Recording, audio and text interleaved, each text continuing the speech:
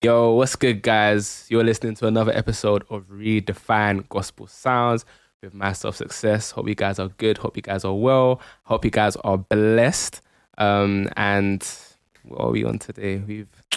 We've just been a time, just been deep in God's faithfulness. Yeah, I'm just very happy. It's just been a good day, great week. And today we have. I don't even know if I can do proper intro. We when we set out to record this podcast and we set out with the vision for the podcast, I think we thought that we would have artists of this man's ilk, but I don't think we thought we would have it so soon. Yeah, I thought so. So it's actually pretty dope that we're kind of recording now, and very excited to kind of see what we get up to over kind of the course of the recording. We have a MOBO award-winning artist in the room, which is pretty dope for myself as a host. Not many hosts have interviewed MOBO award-winning people, so can't lie. Guys, shout me. But yeah, I'm gonna stop talking now, and gonna welcome Triple O to the podcast. Yo, family. What's really good? What's really good? Let's have this conversation. No, we're gonna chop out today. And first of all, thank you.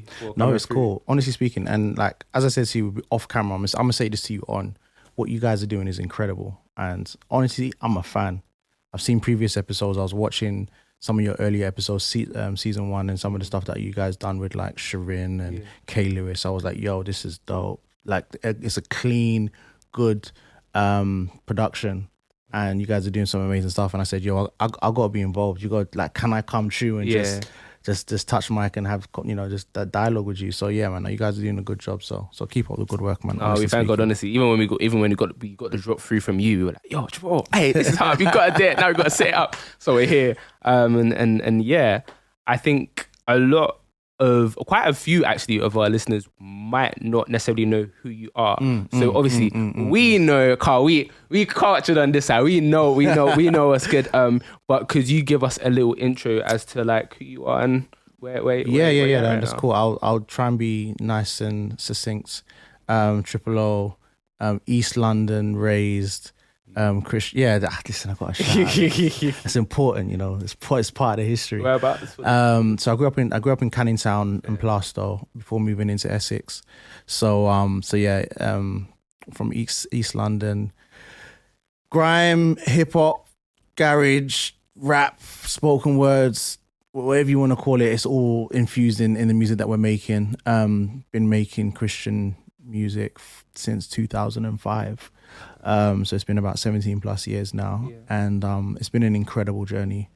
We've had a number of EPs, albums, tours, collaborations, features, conversations on and off stage with some incredible artists. And I genuinely feel like the season that I'm in now, like I'm just getting started. Wow. I literally feel this is all. This is brand new. Yeah. This is brand new. So even though we've been doing this for a minute or two, I feel like, look, listen, let's get it in and we're here now, innit? That's dope. This is mad because you literally preempted the question that I was going to ask, not even on an ages thing, but I was literally going to say, like, do you feel old? Do you know what I was going to ask you? I'm going to keep it. When people came up to, so all right, I'll tell you a true story. So there was an artist, and she's not even Christian, she's a mainstream artist. Okay. And I bumped into her at an event, and we're cool. And then she came up to me and said, yo, Triple, what's really good? I grew up on your music. And I'm like, you can't be using those phrases around, man. Like, I grew up on your music. Like, that's actually crazy. I can't lie. That makes that, making man feel a little bit. But you know what? It is what it is. Because with age is supposed to come wisdom, maturity. And having the opportunity to have done this for a period of time, as I have been doing so, I've learned a lot, but then I'm still learning a lot. And it's so easy for me to feel old, but I think the people I keep around me allow me to say, all right, cool, look, listen, sonically, musically, like, let's still be, as culturally relevant as possible without compromising who I am as an artist. Right. But then when it's time to play big brother to certain people, then we play that position. But at the same time, I still play little brother to to so many other artists who are doing some amazing things and have been doing things longer than I have. So I always like to try and classify myself as like the middle child, because there are artists like, I don't know, like a Muyiwa or The Truth, or just artists of certain levels of caliber that I've got good relationships with, who've been doing this for longer than I have, and I'm like, yo, listen, let me just kind of learn from you guys. Then I have like my peers, people who've been doing it for in and around the same amount of time, your Faith Childs and your Governor Bees and all that kind of stuff. And then you've got artists who are just, haven't been doing it for as long in terms of years, but are doing some amazing things who I'm a fan of, and I'm like, all right, cool. I could be seen as the old, but it's like, I see it more as a middle child kind of thing, and we play that position where we can. That's actually kind of, I never saw it like that, but it does fit in, and it does make sense. I think with that, because obviously, again, I'd say that I won't say I grew up on you. I'm not going to shake it. I'm not going to say that. I'm not going to say that. But definitely, because myself and Esther Tofu, we spoke in our last episode of season 1 about like, music that we grew up on and things like that. And obviously, naturally, like when you start out, or you start out new in your faith or whatever, you're looking for music, and obviously you check for the governors, you check for the whoever. But like very early on, like you were just I feel like you were just always there. Do you get me? Because when I was looking, you were just always there. So I think it's just been so cool to kind of see longevity, which is super important, but just the quality with the longevity and the message with that as it's gone on. And so I think that leads into the next thing that I kind of want to touch on, which is how, because like you said, you started in 2005 pretty much. 17-year span, we've seen, let's even park Christian music to the side for 1 minute, like mainstream, the sound across 17 years. It's changed. Oh my days. If you picked someone from 2005 and you dropped them in 2022 and they hear it, like it's... You got to think of it like this, like, all right, cool. So I grew up on... and I'm very, very bold about that. I love grime. Yeah, because that's my era. It makes sense. So I grew up in that time, and around that time, even before I started making music, there was like garage, jungle, and then grime. So I'm listening and I'm making that kind of music, more like garage. But then like as I'm making grime music in like 2005, 2006, we're seeing like the rise of funky house music and funky house, and then like even in the Christian scene, there was like artists making funky house music, which is cool. And really? Yeah. Funky was a thing. There was. I'm talking about 2006, 2007. Now I'm gonna really show my age. I want to keep on telling these stories. Like, back you were like 5 and going to nursery, but goodness gracious. But yeah, like there was an event called Funky Fresh, and it was held at a church in North London, not too far from Tottenham Hale, and called the Dome. And it was put on by a few people, and one artist in particular, TP, who doesn't really make music anymore. That's a guy, good friend of mine. And he'll put on these funky house gospel raves. People were making funky house tunes, and it would just be a vibe, and it would just be a colourful lights, and it was literally just for funky house music. And then other MCs were there, but like you had that era. That was that because that was the era that was in the mainstream. Because at the same time, what you notice is that with Christian music, we always tend to be a step or two behind mainstream music, and we kind of like mirror what they're doing. Why? Because it's a hard question to answer, but I think that's starting to change now, slowly. But in essence, the culture is dictated by popularity and where the numbers are. Okay. So at the time, whatever is popular in urban culture or black culture or black music or mainstream music there, then what ends up happening is that, all right, cool, let's see if that can be reflected in the church. So you had, hip hop, they're making hip hop in the world. Okay, cool, we need our own version. All right, cool, women can have our own hip hop. Oh, they're making grime in the world. Oh, we need our own version. Let's kind of do it. Oh, they're making fun. Do you know what I'm trying to say? So in that time, you had like all the skank dances, like your swine flu skank and tribal skank. Swine flu skank. Do you know what I'm trying to say? You had that, and then obviously you had migraine skank, and you had all that kind of stuff. And that was so it's like, all right, cool. We want to do our own one. So it's like, there's like, Kingdom skank. And there's all this. Do you know what I'm trying to say? Okay. So it's like they're doing. So it's that it's always so. then you kind of fast forward a little bit and no one's really making funky anymore. Then all of a sudden everyone's on Afro swing, and Afro swing is like the vibe and is the thing. Yep.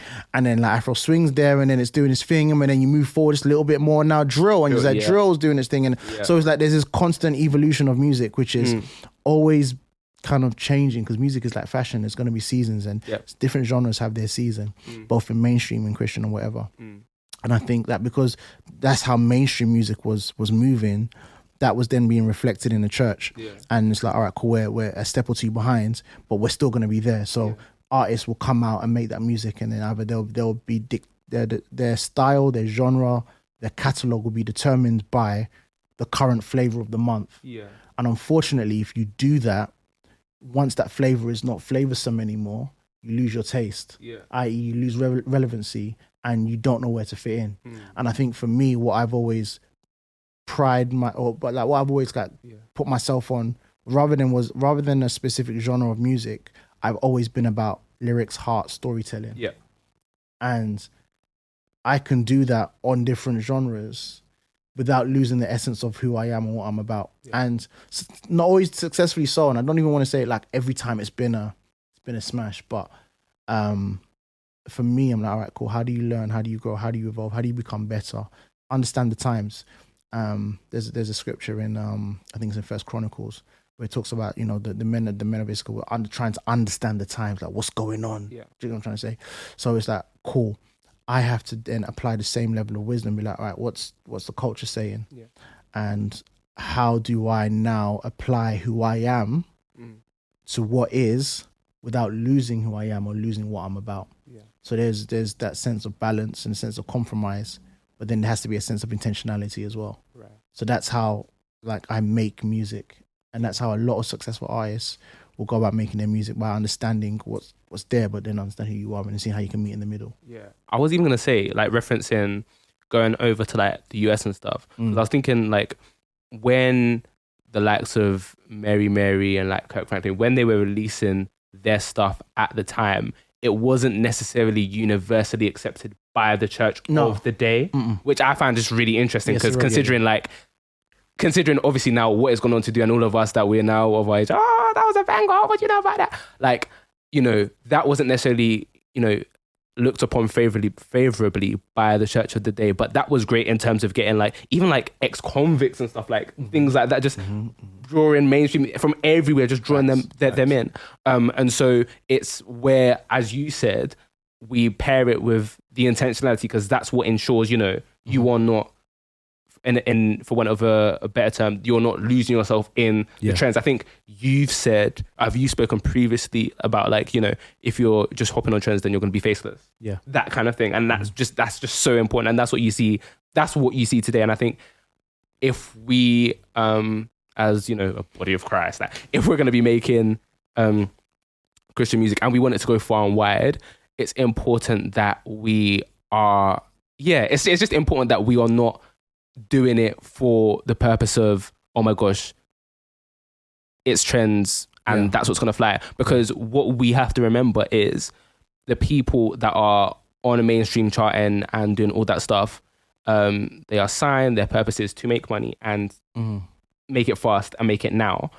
And that's why their trend is there. That's why TikTok and all those things. I think I might be wrong, but TikTok sound plays count towards some kind of streaming these days, or something like that. I have seen that somewhere. I don't know enough I don't know about the specifics to comment on it. I don't know the specifics, but it's heading that way. Yeah, it's heading in that direction. But that's their thing, because it's a money machine. Like, they have to do that. But for us, when it's a more message driven and when there's a clear thing behind it that we need to get across, it's just pertinent that we remember why, and obviously who, you know, we're doing it for.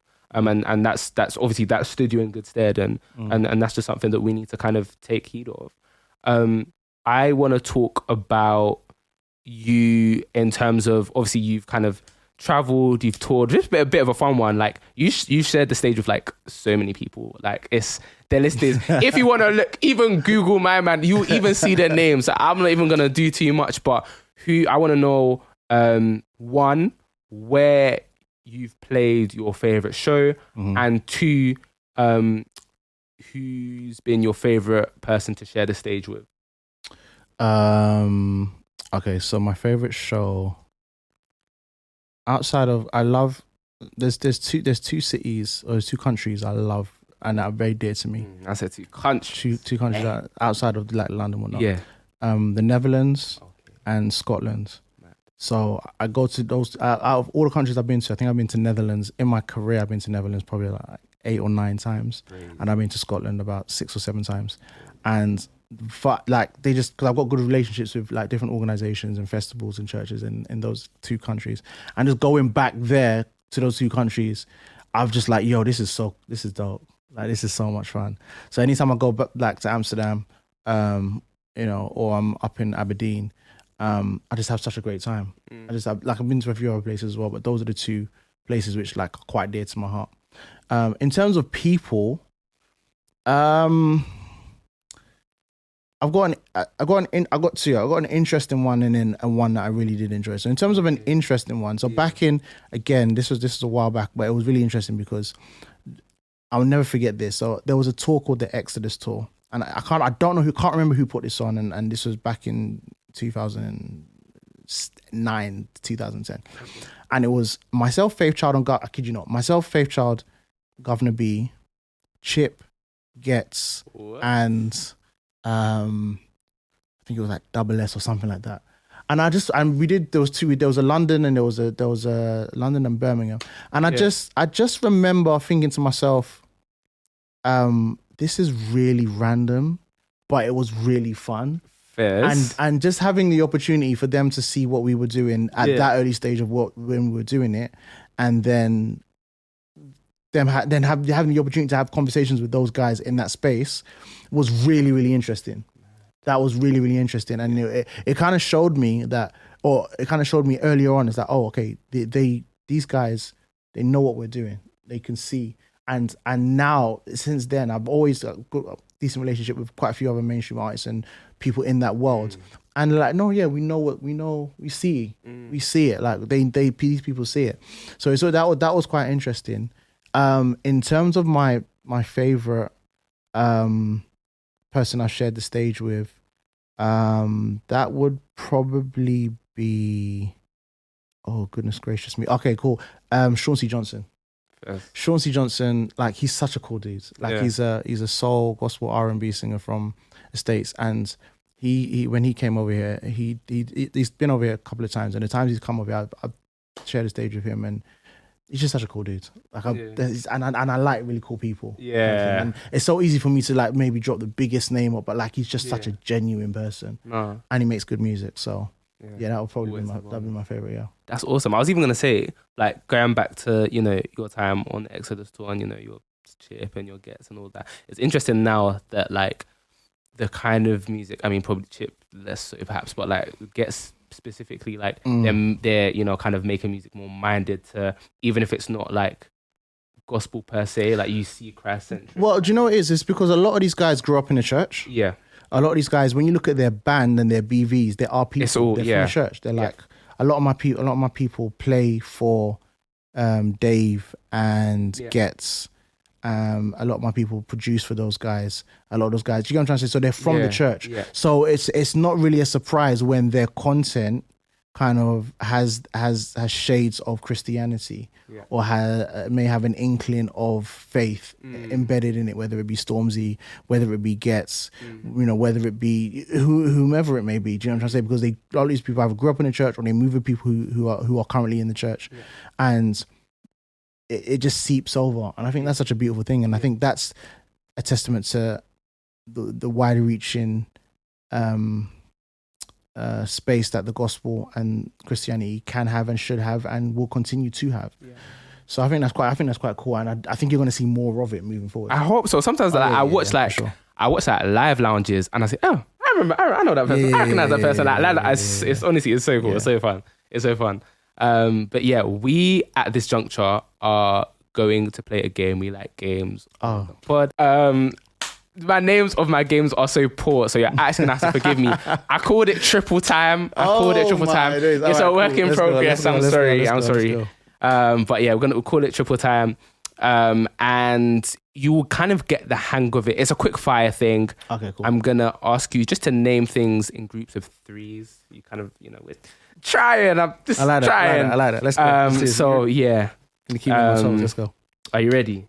I think I am, but I've got no choice to be here. This is gonna stand you in very good stead for the quick fire at the end. So count this as a lesson. All right, cool. So name 3 practical items that you can't do without.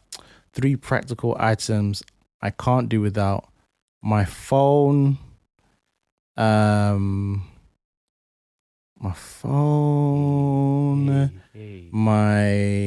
I told you it's like the first question and we're already struggling there. My 3 practical items I can't do without: my phone, a pair of trainers, and another one. I'm gonna. Do you know, of recent, my camera. Fairs. My camera. I'll take my camera with me everywhere. Why? Because I'm very intentional about, especially when it comes to things with regards to music, just documenting and capturing and being able to tell my story in the way that I want it to be told. So I'm very intentional about taking my camera everywhere I go. If it's not my camera, then I just bring out my phone, because these phones are as good as cameras. These phones are better than cameras. The way they're making them. I'm seeing some of what you can shoot on these phones is serious. So yeah, those would be the 3 things. Calm. 3 things that you like on a pizza. 3 things I like on a pizza: beef. Or not on the same pizza, or on a pizza. On a pizza. All right, cool. I'm one of the pineapple lot. I'm one of those dons. Beef, pineapple, and extra cheese. Interesting. You're one of them man that I do that. Why are you putting thumbs down? I'm here for the extra. Why are you putting thumbs down? We're gonna talk after the episode. I'm here for the extra cheese. I'm here for the extra cheese. That pineapple, it's interesting. Do you know what it is? Yes. I won't ride out for pineapple, but I won't kick up a fuss. It slaps. Do you know what it is? My wife, she loves tuna, and she's trying to introduce me to tuna, and I'm just like, oh.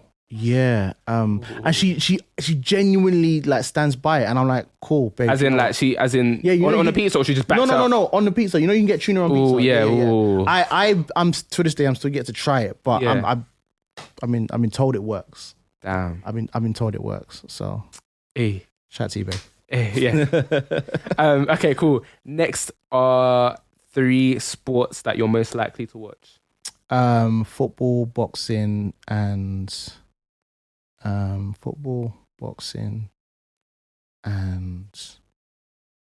Formula 1. Fairs. Yeah. Football team, if you have one. Ipswich Town.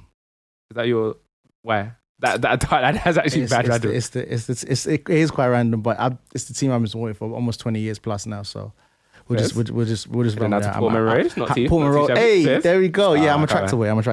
And boxing. Fury, Joshua have literally just announced they're gonna fight. Who you got? Fury. Sorry, my sports are coming out. Eubank, Ben. Who you got? Eubank or Ben? Eubank. Okay. Yeah. Cool, let's see. 3 things that annoy you the most. 3 things that annoy me the most. People that stress over things that they can't control. Lateness. And poor sounds. I hate. When you say poor sound, do you mean poor sound in music? Poor sound in your mixing. Poor sound when I go to an event and the sound, I can't hear what's going on. Yo. If I'm watching a TV, if I'm in the cinema and the sound isn't here, I just don't like poor sound. It gripes my gears. Same. Lateness. Yeah, lateness is. Lateness. Sorry, we could do a whole separate hour, my gosh. And recently it's been because I just don't think. I'm gonna just small segue. Let it off your chest. I'm gonna let it fly. Because guys, this black time, what does that? And you know what it is? I have a really interesting theory. It's probably not that interesting, but it's my theory.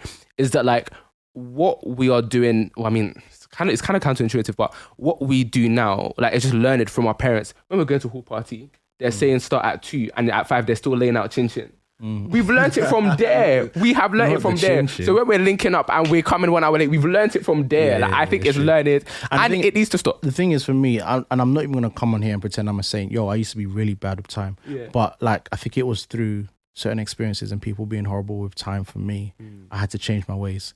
And then when I changed my ways, I then realized, oh, yo, this is really disrespectful. Like, you're disrespecting those who actually do have a thing for time. So yeah. Oh, guys, let's be on time. Let's be on time.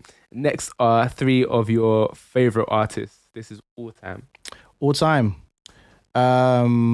J. Cole, Kanye West, and Kirk Franklin. Fairs. Solid trio. Yeah, that one isn't hard for me. You got a favorite Kirk Franklin album? My favorite Kirk Franklin, I have 2: Fight of My Life and Hero. That is interesting. Hero, I rock with. I the old stuff, I love it, the classic tunes, but like, for me, but as relates to you though, because is quite fair. I understand. I like emotion, I like story, I like heart, and those 2 albums, he's saying some stuff. Yeah, he's saying some stuff. Fairs. Okay, cool. Next is 3 things that would make your life better right now. More money, more money, more money. Oh, you're being serious? You want more? No, I'm being serious. No, I'm being serious as well. What would make my life more? Money will always. It helps. It helps. Let's not pretend. You Christians, that would be right. Bible says the love of money is the root of evil, not money. So yeah, I'm here for it. What else would make my life a lot easier? I'm not gonna lie, I wouldn't mind a brand new car, I sound really materialistic. No, but it just would make my life a lot easier right now. I like it. It just really would. And the third thing would be, they want me to say something deep to kind of counteract the first 2 things, innit? I could pretend, innit? I could be like, yo, world peace. And let loose, please. I could be like, oh, dude. 3 things that would make my life, being able to follow instructions better, because like, since I don't like, how can I explain this in a way that makes sense? I don't like instructions. Like, when you have to build something, you got to follow. I just don't like instructions. I'm like, give me the pieces, let me just wing it kind of thing and see what happens. And then I'll build the table and I'm like, there's like 3 screws the leg is dangling like there's that. one thing and I'm like, I'm not meant to have like 6 screws left over. Like, where did I go? And just in general as well, it's like being able to be able to follow things a little bit more meticulously. So I think that would make my life a lot easier. Cool. So yeah, that also be a 3 things. And lastly, 3 things that you do better than the majority of the population. Rap, have good conversation, and cook. Fairs. I mean, we just put it out there.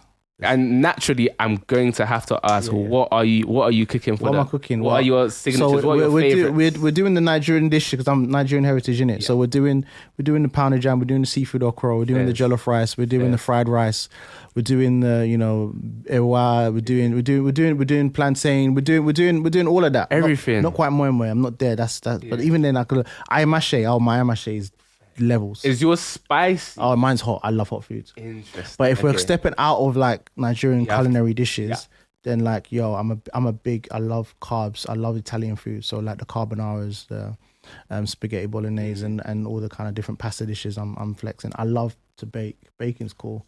So like Victoria sponge cakes, chocolate cakes. So yeah, baking's fun. I'm trying to even a standard like good old, it's not even really cooking, but good old fried English breakfast. I'm beginning to see the value in that now. It's not just the slap. It's are your pancakes fluffy? Are your eggs doing the egging? Are they doing it, please? Because people just think because you can just put everything there is good. No. Yeah. No, but it's fun because for me, like with cooking, it's like, I see it like an art form, and just having the opportunity to express yourself and create and just put this together, even improvising dishes and stuff. I find it's fun. It's fun. So yeah. Hear that. Cool. I'm satisfied with the majority of those answers. But no, I like that very much.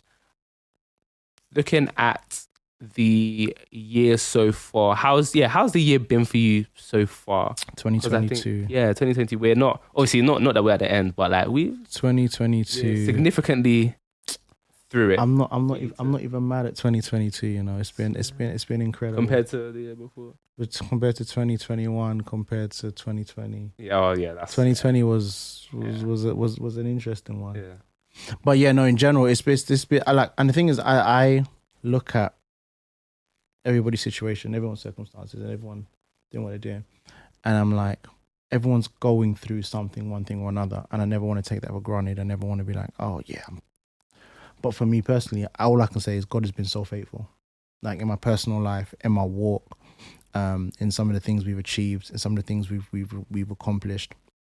God has been so incredibly faithful, and I always kind of like to I always like to attribute thanks and praise to God, because it's so easy for me to boast in my own achievements. And Bible says that pride cometh before a fall. So he's like, yo, if you don't be humble, I'm gonna humble you.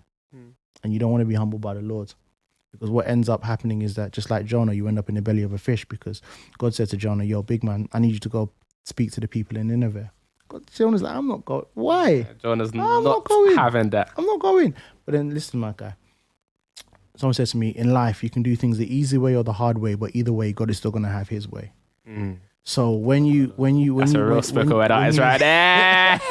when you realize that, it's like, all right, cool. Let me just be humble and say, okay, cool, God, you know what? Do what you got to do. Let your will be done, and everything be attributed to you.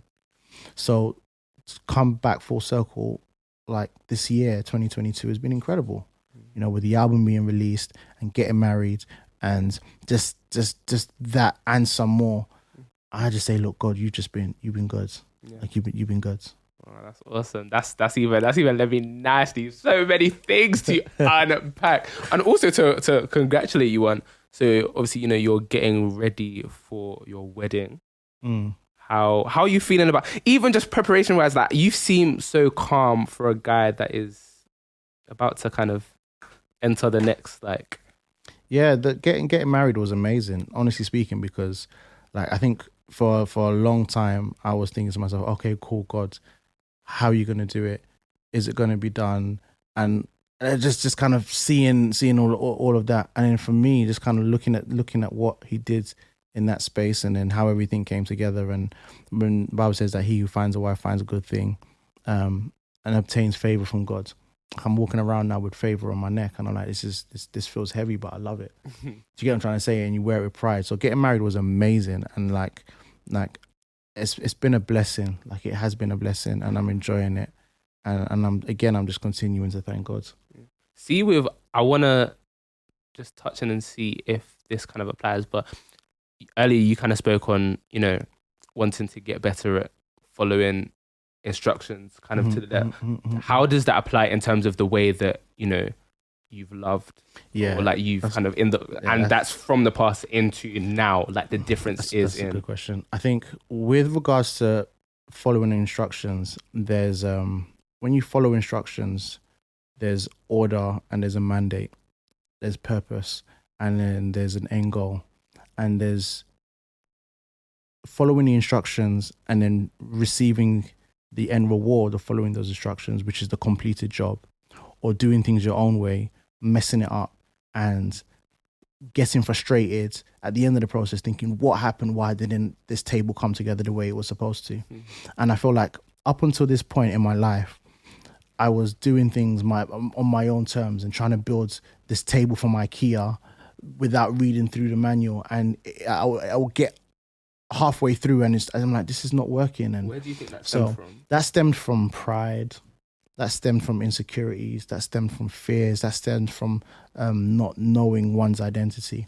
So I'll be getting into situationships and these kind of like meaningless relationships because I was looking for something and I didn't know what I was doing, and I was causing more harm than good. But then it got to the point where God had to just sit me down and be like, yo, like, big man, what's going on?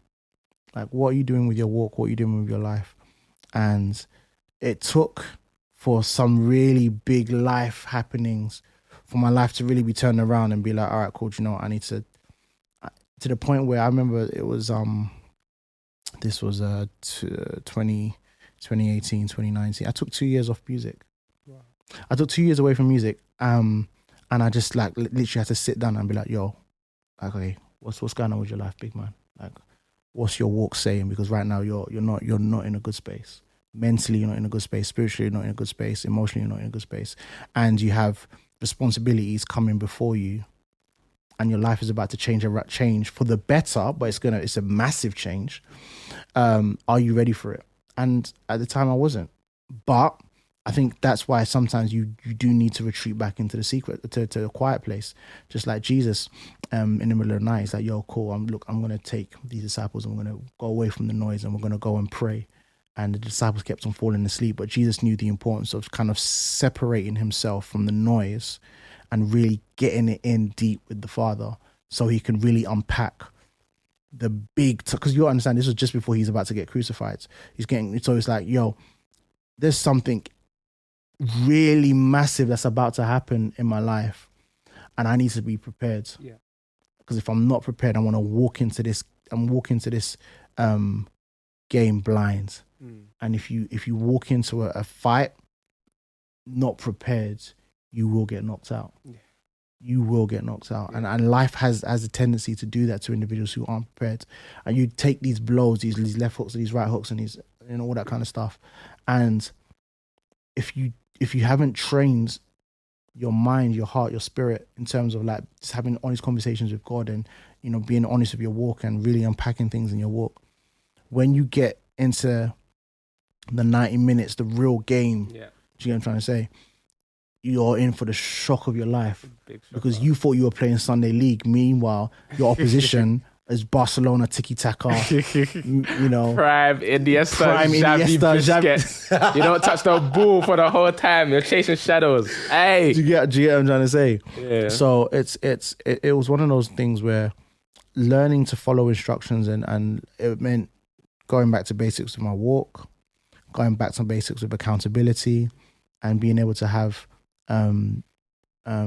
real, genuine, honest conversations with myself, with people around me, and with God. Yeah, kind of thing. So I think there's beauty. There's definitely beauty in the basics. And, and just kind of like unpacking that, because even me myself, like 100%, especially in the last don't know how many months, I kind of noticed myself that whether it was starting because I'm on a. I feel like I say this every podcast, but I'm on a placement. Yes, I'm working right now. That's good. That's good. But I don't know if it's because starting work, starting my own personal things, trying to develop myself, all those things.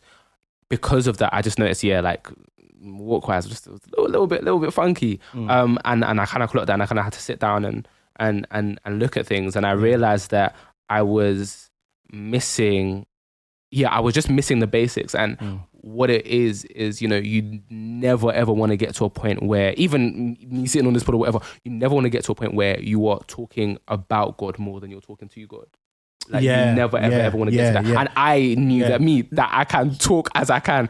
I knew it was getting to that. Bro, let me say, so there was a period in my walk where, especially, and again, this kind of related to the times and the seasons that we were in back then, where theology was a really big thing, and Calvinism was like, are you Calvinistic in your doctrines and the five solas and all these kind of things, and we became very legalistic and dogmatic in our approach to Christianity, and we were. I say we because there was just a lot of people at the time, and it was like, yo, are you pre-trib? Are you post-trib? Are you predestination? And all that kind of stuff is beautiful. Don't get me wrong. And I think all that stuff is biblical, and it holds such weight when it comes to your walk. But then, hence the legalism crept in, and it came to the point we were speaking about God, and we thought we knew, but it was all head knowledge. Yeah. And head knowledge was there. I was unpacking the five solas. Yeah, sola scriptura, sola fide, sola gratia. Unpacking all of that kind of stuff. Faith alone, word alone, grace alone, all that. And but my walk, it was a mess. My heart was a mess. Situations I was getting into, away from the stage, away from the lights, away from the social media, and it's just the two aren't marrying up, kind of thing. So yeah, it's a very dangerous space to get into where you've got the head knowledge about, the sovereignty of God and the election and all these kind of things, but your personal relationship is just non-existent. Yeah, and it's got to be there, because that's where you can't. I definitely paraphrasing, but you can't kind of pour from an empty cup. Like Facts. You kind of got to go there and be filled. And I think from a creative point of view, because there will be a lot of people here listening, watching, that are creatives of some sort. I mean, to be fair, we are all creatives of some sort, because we're children of the creator. But you will kind of find that when you're coming to write or to speak or to whatever, you're finding that you're hitting a block. And to be fair, you can hit a block usually, but one thing to check might be, okay, cool, like, how is your walk? Like, how are you kind of getting fed? Because that's going to be the way that you can kind of like feed others and kind of spill out into there. And I think it's super important for me. That was literally like, okay, cool. What am I doing? Like, am I actually taking it by word on a G thing? Am I actually taking it in? Am I, the things that I was doing that served me in good stead to get to the place that, you can talk about God and, you can talk about the five solas. Like, am I doing that? If not, can I change, reset and go again? That's it. And I think that's something that, will stand all of us in good stead, just remembering the basics, because the basics are beautiful. And that's something that I think we should kind of take, just take proper heed of. Oh, yeah. I want to skip through to parenthood. You're a parent? Yeah. Yeah, cool. I was better because I think I swear he's a parent, but I didn't want to, before you said cut the camera, yeah, cool.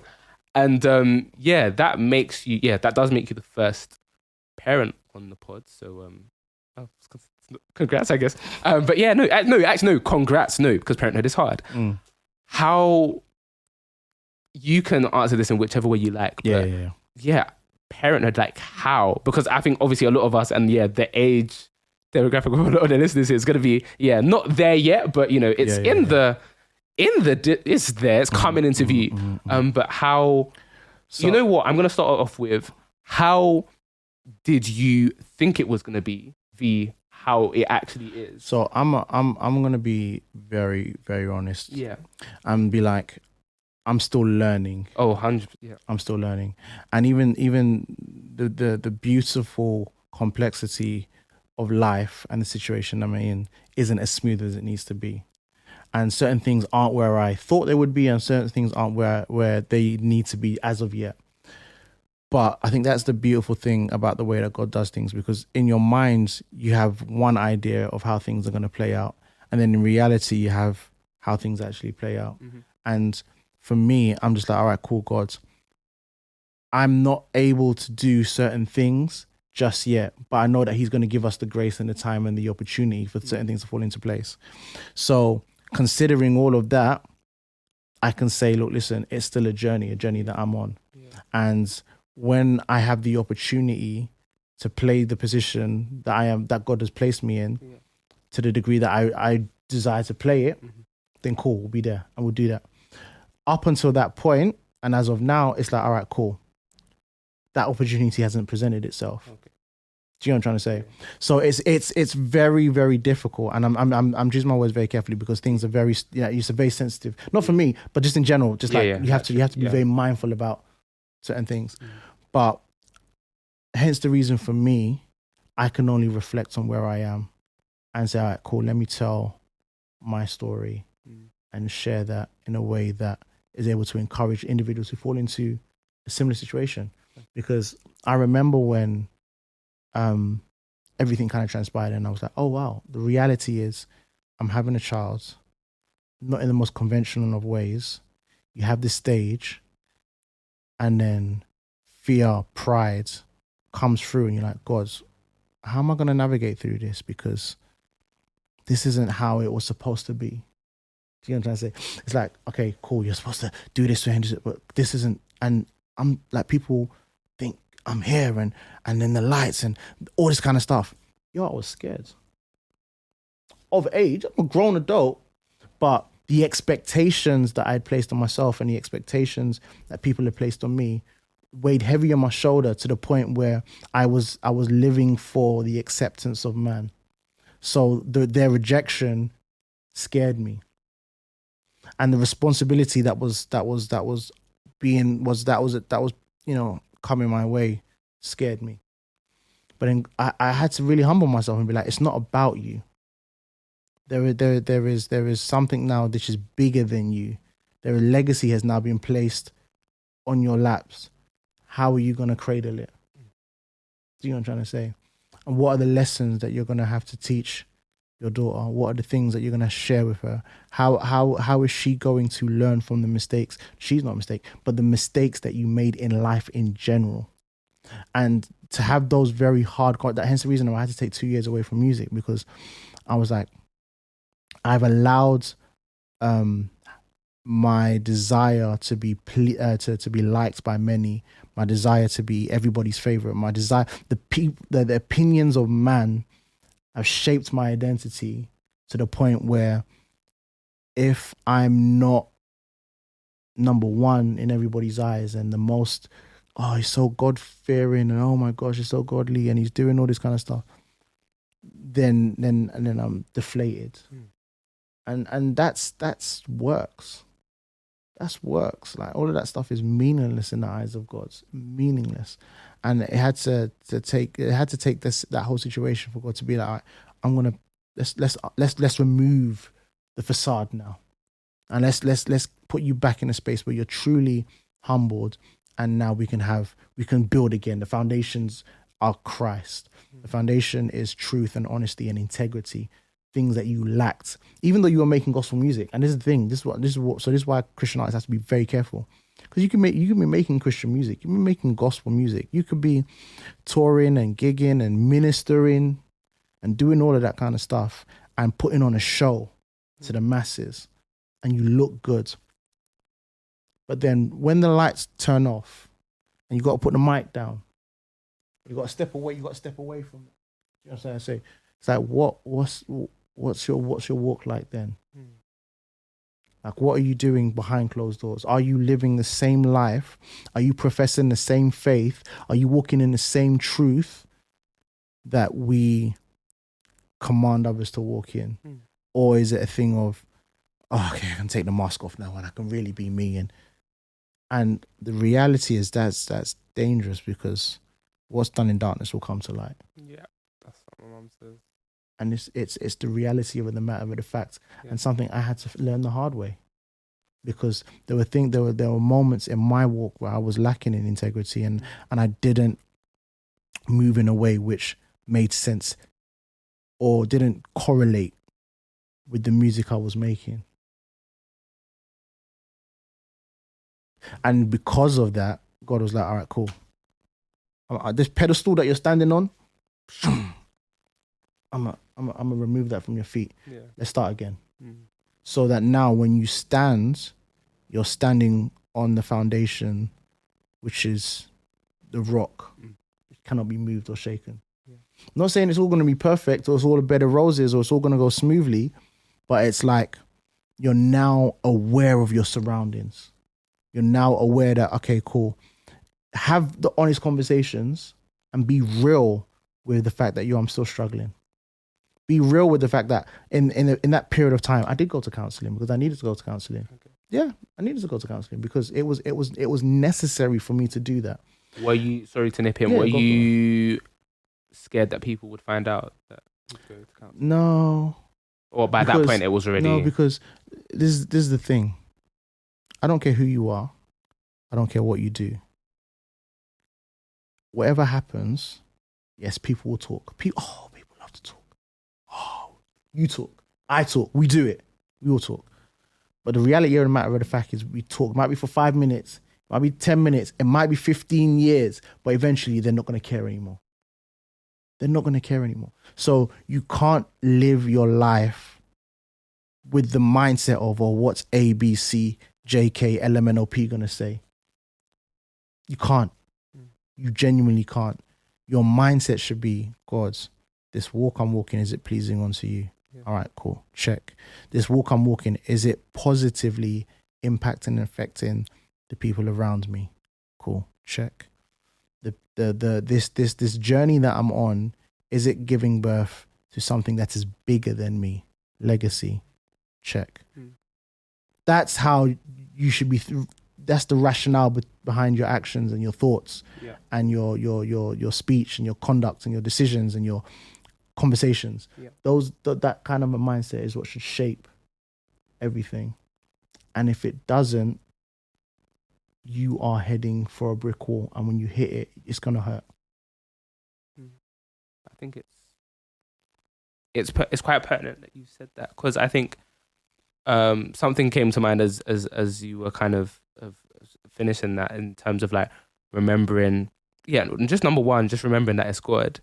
I don't know, I don't really follow American football that well, but obviously Russell Wilson, he's like the QB, whatever, and I think maybe he returned to his old team and he was getting booed or whatever, and he gave his a Christian, and he was saying, don't really mind, play for an audience of one, play for God, and people were kind of jokingly saying, oh, like, when you're a Christian, you get to give that kind of answer, and that's it. But the fact of the matter is that I can resonate with you in the sense of like, I was someone like prior, like, yes, even to this day, I'm very, very, very consistently checking, okay, cool, like, if I'm doing this or speaking X or pressing this, like, what is it on? But the thing, the ratings of others being number one. And when you actually sit down and you think about it, like, and I'm highly sure that I've kind of said this here before, but like, if you are number one with everybody, there's a problem somewhere, somehow. That should not even be the case. That should not even be the case. You should even be worried if you're number one in everywhere, because it most likely means that you haven't stood up for yourself or been true to yourself or been integral in some capacity. So I think we really need to understand that, yes, of course, at the start it's God, and that's who it's for. And wider than that, like you were saying, legacy, who it's impacting, and those things far supersede, are more precious, and go longer than where am I in next man's list. Next man's list, their ABC today can be BCA tomorrow. People's lists change and all those things, but the things that you are standing on, and your principles and those things shouldn't be changing. They shouldn't change like, people change and things. And these are things that, they are, again, they are the truths. They are, some may consider basic, but they are often the most difficult to grasp and hold on to. So, I think that's something that just pointedly said. I think that's something that we've kind of got a note on. But we are gonna pivot now to the music and the album, because we haven't really been mentioning the album, because I've been keeping it tight. If we mention, then I'm gonna have to get onto you, because the amount of teasing I've even been seeing that you've been doing since the album this, the album that. And I'm like, yes, we know, give us the album now. But yeah, I think where to start with is just in terms of the process, and when you knew, okay, cool, this has to be released, this has to come out, and the process, because I know it's been a journey, it's been draining. It's been a journey. So I dropped, when I always say we, but I don't know. Maybe it's the team. Maybe it's me, the Holy Spirit. I don't know. We'll take it whichever way you want. So we dropped Cry Like a Man, the EP, in February 2020. And I had big plans for the EP. We were going to do a lot of different things. And then this small thing called the pandemic happened, and it just shut down everything. I was like, big shame, because I would have rode. It's going to be alright. Hey, listen. Don't get me started. And then it kind of just like changed the direction of everything. So I couldn't really do much with the project. So I was just writing. And just penning my thoughts down and putting the ideas together. So I said to myself, okay, cool, we're going to work on another EP. So I started working on another EP, and initially it was called Inside Out. And I was basing it off of the movie Inside Out, the Disney Pixar film. And I wanted to do an in-depth look at emotions, mental health, and really just unpack that. And we finished it more or less, and it just wasn't resonating with me. It just didn't click. I said, there's a lot missing, and I feel like this is a little bit contrived, and it's not really just not doing anything. So I scrapped it, but some of the songs we kept. I said, why am I doing another EP? Just go and do the album. Like, let's build your discography, and let's spend time working on a quality, lengthy body of work that carries weight and is going to say what you really want to say. And for me, I have a lot to say. I genuinely have a lot to say. So when you listen to the album, because the album's out now, so when you listen to the album, you know, initially, even down to the album the album was called something else. And when you listen to the album, you'll hear my train of thought in terms of, and the conversations I had with certain people as to why the album title changed. And where we ended up with Everything Left Unsaid, it was just an opportunity for me to be like, all right, cool. There are certain things I haven't had the opportunity to share. There are certain things I really want the world to know. There are certain things I haven't had the opportunity to sit down and tell my daughter. So the culmination of all of that came together, and in essence was everything that everything left unsaid.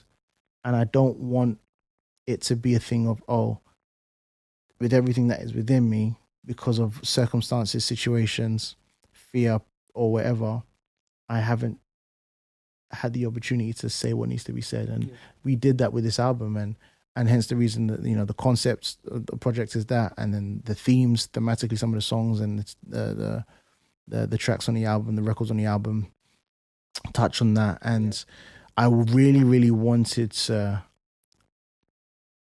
say something that was literally the foundation of why this album sounds the way it does, because I'm like, yo, certain things need to be said, and we did that. Yeah.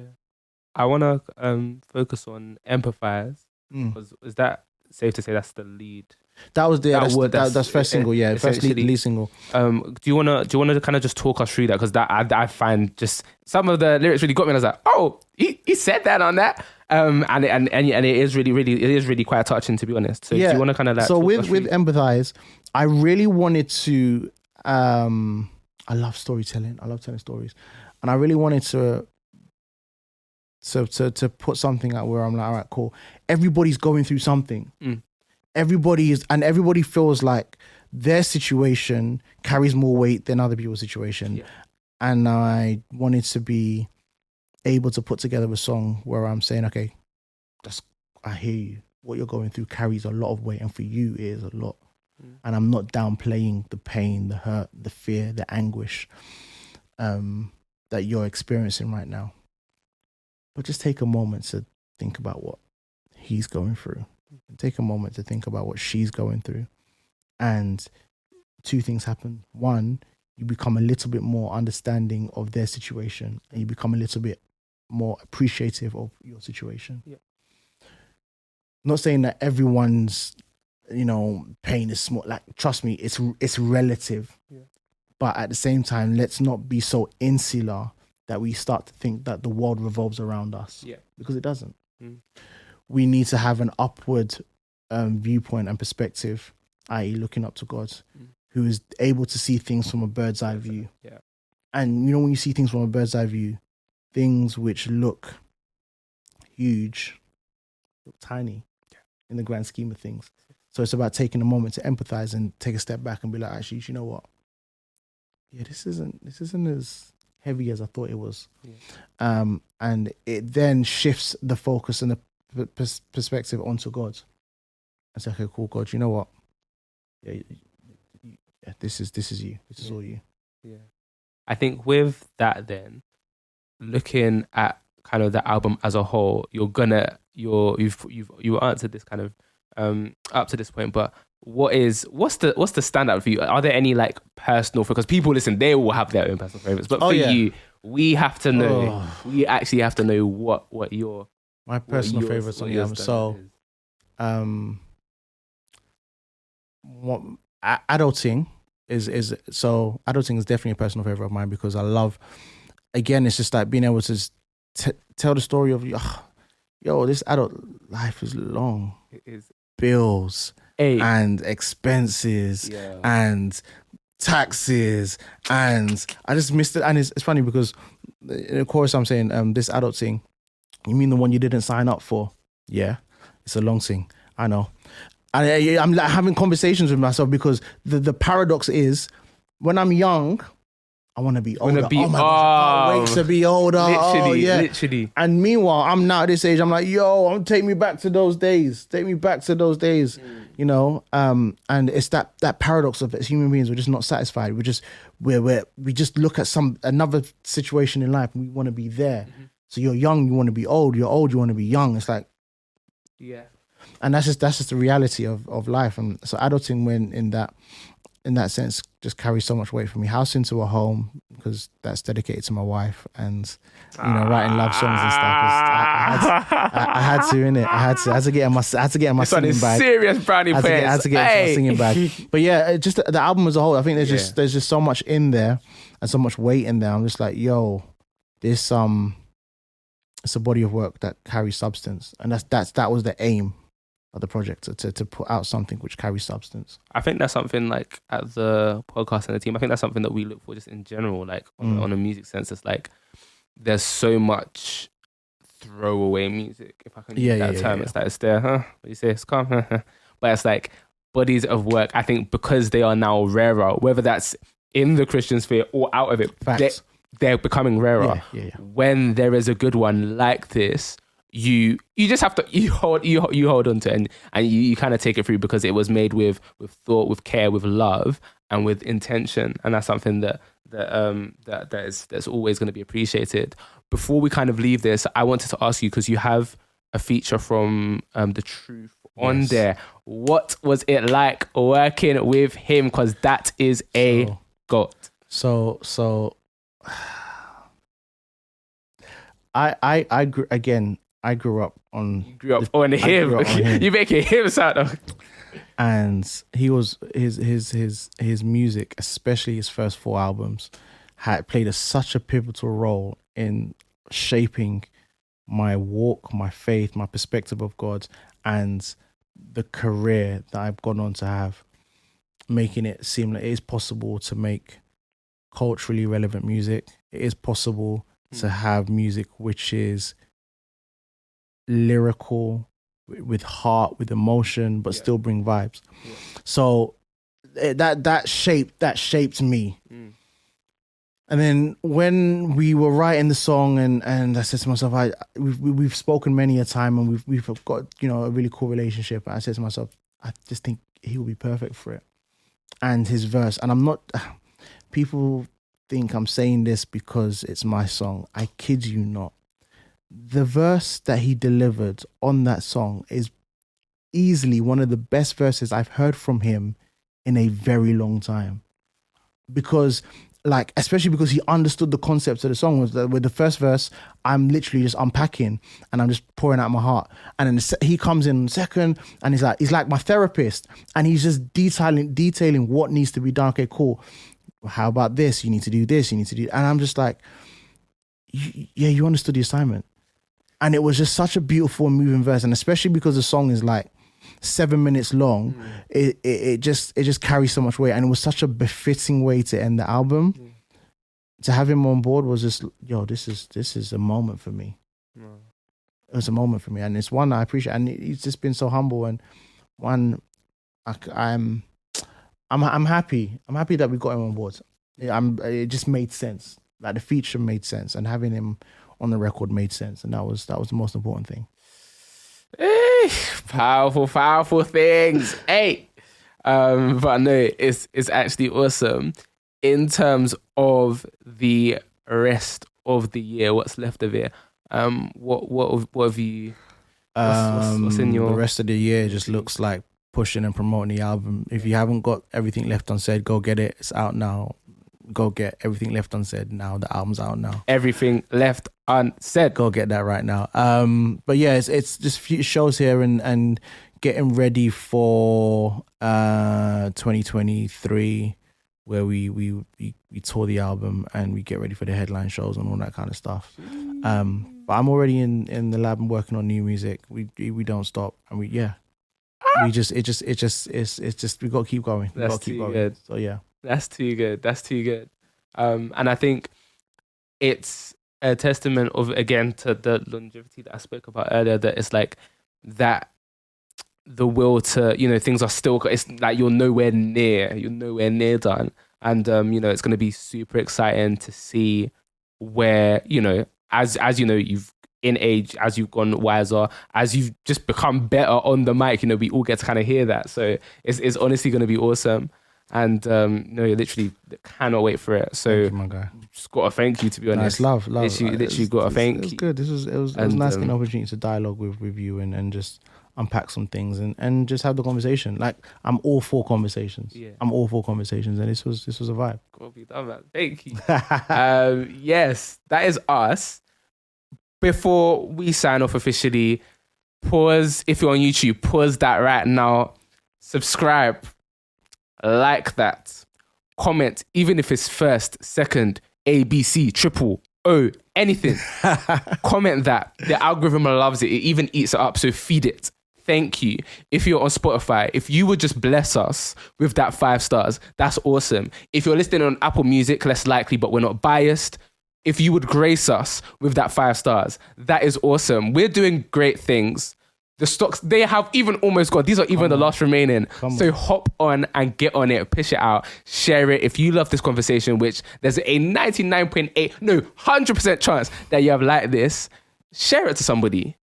See if it impacts somebody, because there are people that I know that would benefit from this greatly. So you never know. If you like this, pass it on to somebody, share it, tell a friend to tell a friend.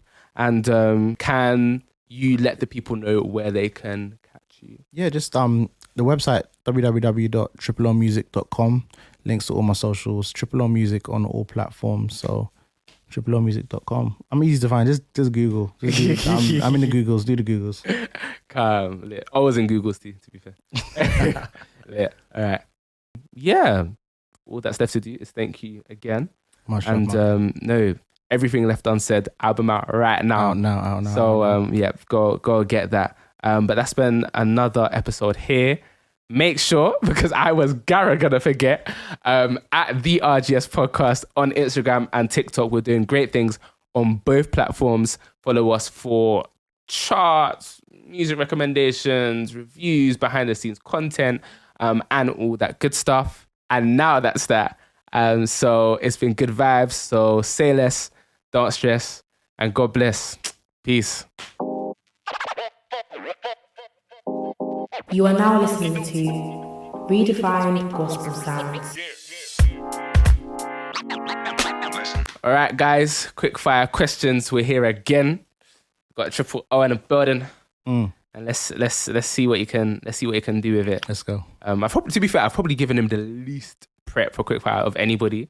But I know he's gonna smash it as he should. Let's go. Are you ready? I'm ready. Let's go. Calm. All right. Favorite Bible verse? 1 Samuel chapter 30 verse 6, and David encouraged himself in the Lord. Calm. A song that you're loving right now? Song that I'm loving right now would be, goodness gracious me, can be anything from anywhere. Yeah, I'm just trying to think what am I loving right now? Damn, he moving like you. I'm moving.